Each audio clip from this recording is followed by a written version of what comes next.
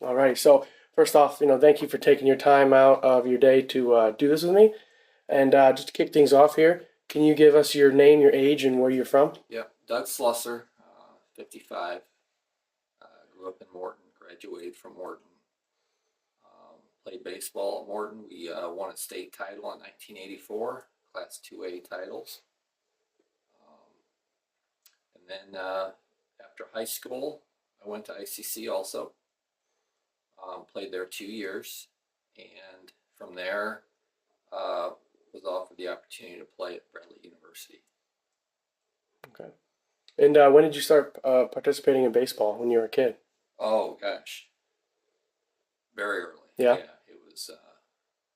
You know, baseball was. I love baseball. I still do. I don't know if you noticed on the way in, but there's a wiffle ball field out here, and still play. Yeah, love the game. Okay. Always will. Yeah. So you mentioned your high school baseball experience in Morton. You want to elaborate a little bit on that? What it was like playing baseball in high school, especially socially in terms of building friends? Oh yeah, I mean the friends that I. I'm going to start back a little bit earlier, but you had mentioned that You're interviewing George Kruzik. George Kruzik and I go way back, and he's a couple years older. And typically, when you're in high school, as an older, George being older than me, you typically don't hang out with the younger kids. And I was a younger kid, but man, he was. We played baseball all the time, and so I've known George. I can't remember for a long time. But then, as we got into high school, again, he was 2 years older, so he was gone by the time I was a senior, obviously. But we won a state title in '84. The guys that I played with on that team, we actually had a reunion here about 3 weeks ago, Okay. and we had 8 or 10 of them show up, and it was just a good time. I even got the championship trophy upstairs because I haven't returned it yet. Okay. But no, all those guys I still talk to. Some of them actually, though, I hadn't heard from in 40 years. Wow. But I know one showed up here that actually a couple that we haven't heard from in a long time. But they showed up here, and it was just great remembering all the things that we did, 40 years ago in high school. But all those relationships are still solid today, and that's a neat thing about sports in general is that you still have, you know, you have something in common with all those guys. We went Hmm. through, it's a long season.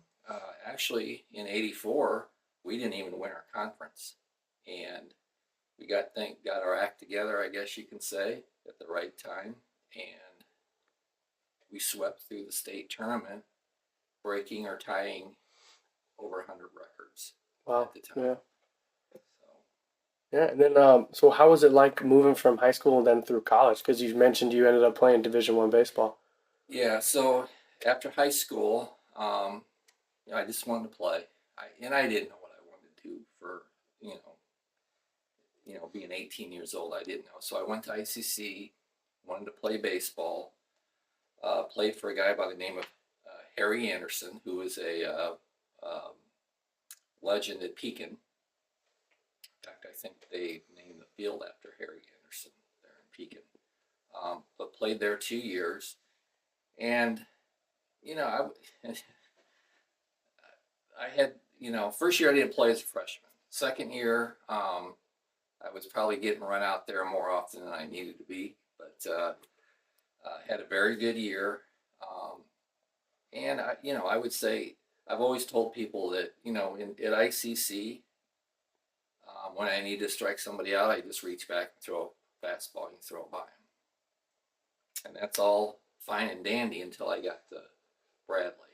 And I always tell the story that we were playing a scrimmage game my junior year, and I got two strikes on the guy. And I thought, well, this is easy. I'll just rear back and throw one by him. Well, not only did he didn't hit a home run, but he turned on it so hard that he hit it. He was left-hander, hit it down the right field line foul. And I'm thinking, how in the world did he get around on that? But it's a different game. Yeah. D1's different, and you got to play a lot against a lot of future pros, not only on my team, but against Creighton's and the Indiana States and Wichita States, and I had a great coach too. That's the one thing I need to mention too is I had a lot of good coaching coming up. In Little League, had a guy by the name of Dick Campbell and Gene Stevens. As I got into high school, Mike McDonald was my high school coach. He was excellent. And then I got the fortunate opportunity to play for Dewey Comer at Bradley University. And in fact, it was just maybe a couple of weeks ago we had a Bradley reunion, and he came back. Okay. So it was nice to see all the guys that I hadn't seen in a while. Yeah. And then when did you start getting involved with the Sunday Morning League? So at ICC, I don't know if I knew anything about the Sunday Morning League, but I had played every summer, up through high school. And when I got to ICC my freshman year, I was approached by a guy by the name of Dave Simpson. And he said he was with the Peoria Sunday Morning League and wanted to know if I wanted to pitch during the summer. I said, sure. And that's my introduction to Sunday Morning League. That's how I got brought in. And the first few years with Powers Insurance, we were terrible, absolutely terrible. But over the course of the next couple of years, we added some good players. And the neat thing about the Sunday Morning League is there were players that I had played against in high school, from Washington and Pekin. Now, they weren't on my team, some were, but it was neat to play against them again and get to know them a little bit better. But yeah, we had some really good players. We added some pitching there in the next couple of years. Tom Seago from Pekin came in and pitched, and we actually made it to a championship game. Didn't win it, but going from where we started to where we ended was a pretty neat trip. Yeah, and you mentioned joining by personal connection. Was that the popular way of getting involved in the Sunday Morning League when you started? Yeah, I think early on it was just if I didn't know Dave Simpson, I didn't know who he was. He came up to me and asked if I wanted to pitch, but I think that was the early way of getting recruited into the league is if somebody had heard of you, and then they would approach and see if you wanted to play. But I think that's my experience. I don't know if that's exactly how it went down with everybody else, but I don't know that they had a draft back in the day. Okay. They may have. Mm-hmm. I'm not aware of it if they did. But I think for the most part, a lot of those managers went out and recruited their players for the upcoming year. Okay. And so at that time, what did the league look like? Do you remember how many teams there were, and maybe when did you guys play during the week? Yeah. So if I recall, we probably had 6 teams, but they were all competitive teams, and playing against. When I joined in '85, there were a lot of when you're 19 and 20, everybody's older, but there were a lot of guys in their 30s, 35, and even some older. And that was probably a majority of the league at the time. But don't let that fool you, because those guys could play. They could a lot of good hitters, and that was probably the bulk of the players back then. It was 25 and plus. Okay. But I think over the years, I don't want to digress onto something else, but when I got involved in being president, it really, I wouldn't say it was me. It was kind of evolving even when I took it over, but it really became a collegiate league, and the schedule was changed for that as well, because as the players shifted from being 25 to 35 and older, none of those players were in college. As it started shifting to being more of a collegiate league, we had to change the schedule for the school schedule. Mm-hmm. So school got out in May, but all the players would have to head back to school first part of August. So we kind of condensed our our schedule. So that's when we really started playing during the week. Okay. We placed 2 on Sunday and at least 1 during the week. So we played the same amount of games as the folks did back in the day, Mm-hmm. but it was very much condensed. And that was probably the biggest difference. Okay. And so you kind of already touched on this, but what was the talent like whenever you started joining the league? The talent, I think the talent's always been good. Mm-hmm. And again, when you're 19, 20 coming in, you're a boy playing amongst men. And, some of the guys, even myself, you think you're good. But when you start playing against some of these guys that had played college baseball, some of them had even played pro ball and come back. So now you think, you might be dominating or doing very well at your collegiate school. But then when you come into the Sunday morning league, you realize, man, this is a different level too. And the talent was very good. I mean, and it really always has been. Okay. And so do you have some memorable moments while playing in your playing career that kind of stick out to you as something you want to talk about? Yeah, so I had a coach, manager, by the name of Terry Elmore. Managed Miller High Life. Played for those guys. Had a lot of good players on the team, including George Kruzik, Mike Kraft, Tim Campbell. I'm leaving off Dave Maddock. All those guys are in the Hall of Honor, Hall of Fame for the Sunday Morning League, and I'm probably missing some folks. But we had some other good players. In 1993, we made it to the championship game, and we were facing a team called Firestone. And they had won 4 consecutive championships. And we made it to the championship game, or series, and of course, 3-game series. I pitched game 1. And I guess maybe people forget this, but that was probably the best game I ever pitched in my entire life. Struck out 16. And back in the day, it was 9 innings. Okay. So I struck out 16. We won game 1. Game 2, we got beat. I think Doug Turpin, who pitched for us, pitched a good game, but Firestone was very good. And I think if I remember correctly, we had like a rain out, maybe a couple days. So I was Okay. able to come back and pitch game 3. Okay. And we ended up winning. I threw a no-hitter. Wow. And again, 9 innings. So that was probably one of the most memorable moments. And then we actually won it in 94 also. Okay. So a lot of good players, but Terry Elmore was really the driver of that team. He was our manager. He's actually the all-time hits leader, and just a great guy. Okay. And we've talked a lot about the relationships you've built through baseball, but are there any relationships that stick out that you kind of met someone through your involvement with the Sunday Morning League and you've kept a relationship now? I would say the first guy that comes to mind for me is Mike Kraft. Mike Kraft also went to Morton, 2 Okay. years younger. I knew of him, but really didn't know him well. But we played, between Mike, George, and I, we played probably 20 years together on the same teams. We played with Miller High Life, and then Illinois Furniture. In fact, Mike Kraft's still pitching. He's still playing. Wow. But I would say Mike Kraft. And then there's another guy that, and I could probably talk for hours on the people who I've established relationships with. But another one is really Tim Campbell. Tim was a year older than me in high school. We played on the same high school team. He was a senior, I was a junior. But I really looked up to him. He was just a really good left-handed hitter. He actually ended up, we played together then again at Bradley, and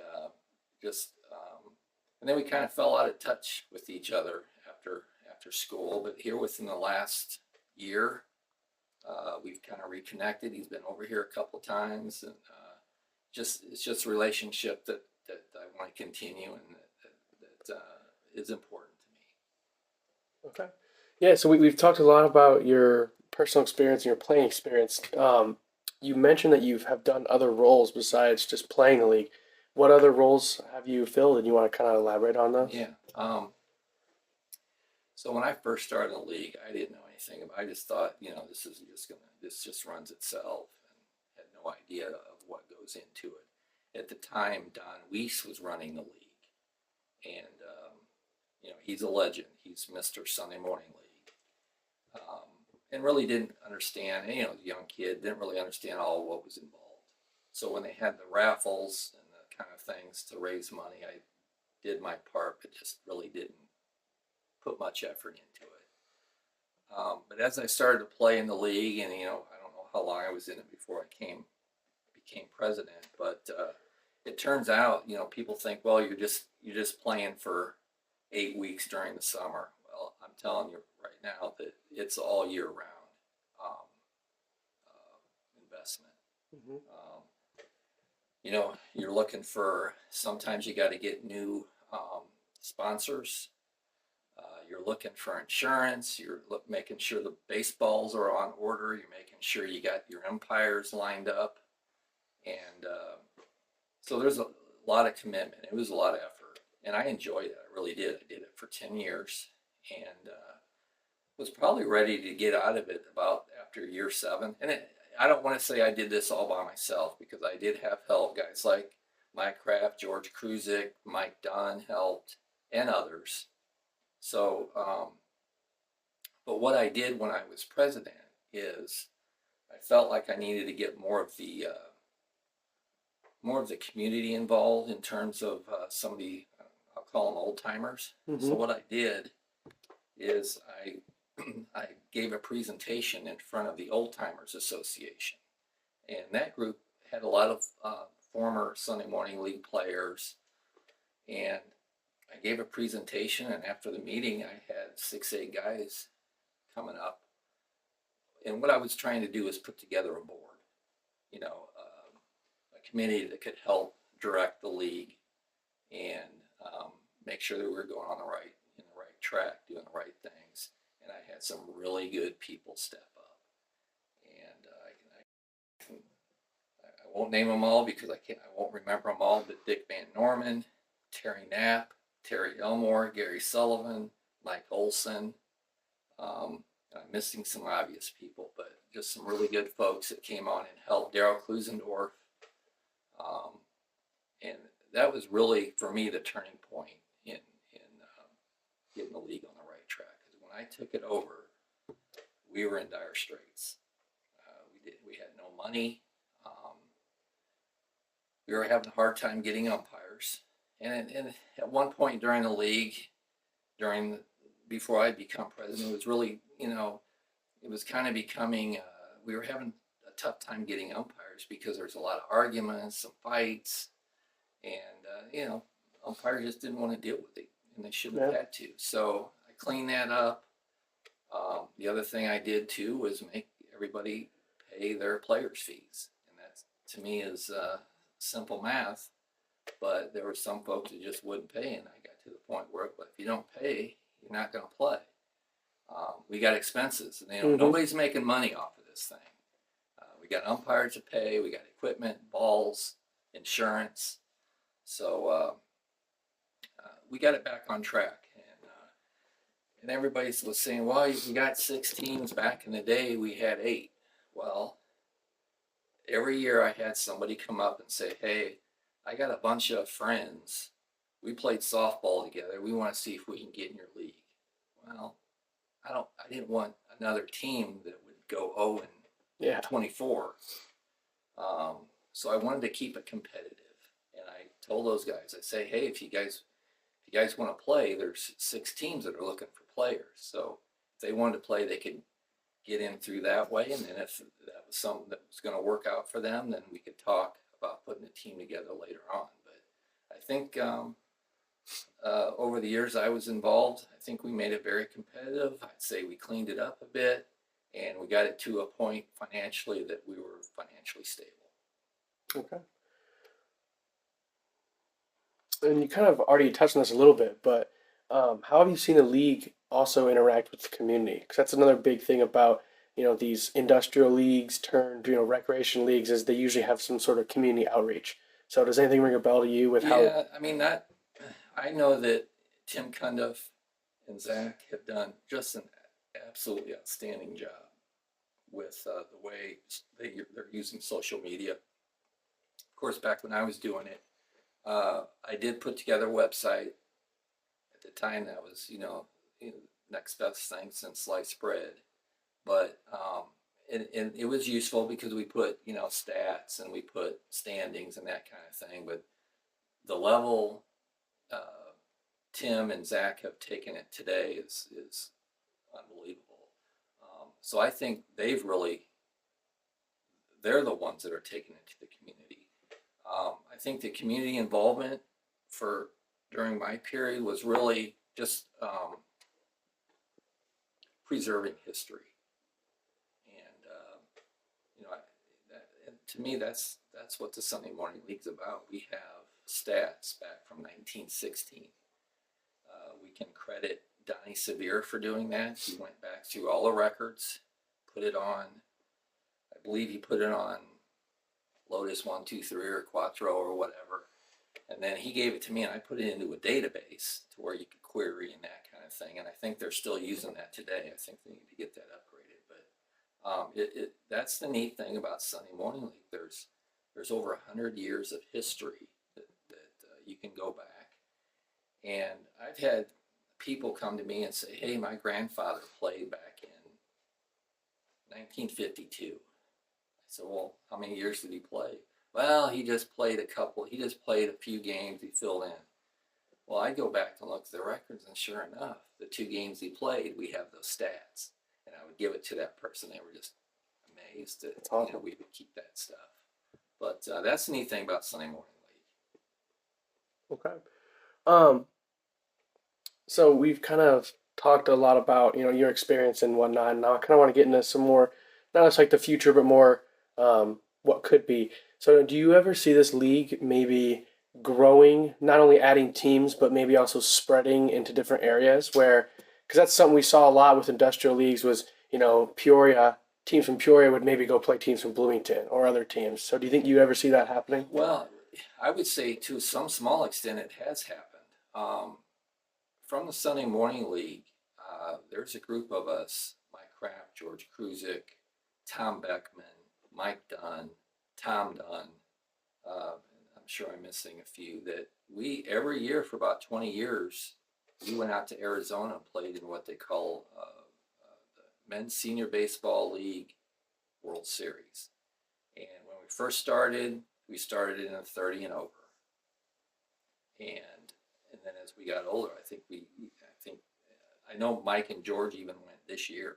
Wow, So yeah. as we got older, we may be 40, but we're still playing in a 30 and over. And as we got into 45, then maybe we can't steal bases anymore or throw guys out at second. So we started playing in the 40 and over. But to a small extent, I would say that it has expanded, and that's going on. But in terms of the league adding more teams, I think that's certainly a possibility, but I think they want to continue to keep it competitive to where, 2 teams aren't getting beat up every week. The league is very solid, and I think I'm sure they want to keep it to where it's very competitive. And in order to do that, yeah, I could see that potentially expanding to other communities, but they are pulling in a lot of players from all over Illinois, Mm-hmm. and even some outside of Illinois. But there are some competitors that are out there doing kind of the same thing. So we're competing to get players to play in the Sunday Morning League on some of those. But yeah, I see it continuing. But I think they got a very strong base today, and if they can expand controllably, I think that'd be the thing to do. Okay. So you'd say right now the league's in a good spot. I think the league's in a great spot. Yeah, with Zach and Tim, Brian Quinn, Doug McCarty. I mean, gosh, they're all good people. Mm-hmm. Yeah, I think kind of now in closing, what advice would you have for a young player, 17, 18 years old, who's looking to join the league? Keep playing. So back when I started, now maybe it was a bit different for pitchers, but you can talk to some of the players that were position players. You didn't walk into the Sunday morning league and expect to play day one. You rode the bench. A little bit different in my situation. You know, teams are always looking for pitchers, but you know, if a young player's coming in and you get a chance to play in the Sunday morning league, you may not be starting, but take it because you're going to find out that it's a very competitive league. You're going to learn a lot of things, and as you know, to get better, you got to play against better players, and that's how you're going to get better. And the Sunday morning league is a perfect place to do that. Okay. Yeah. Well, thank you.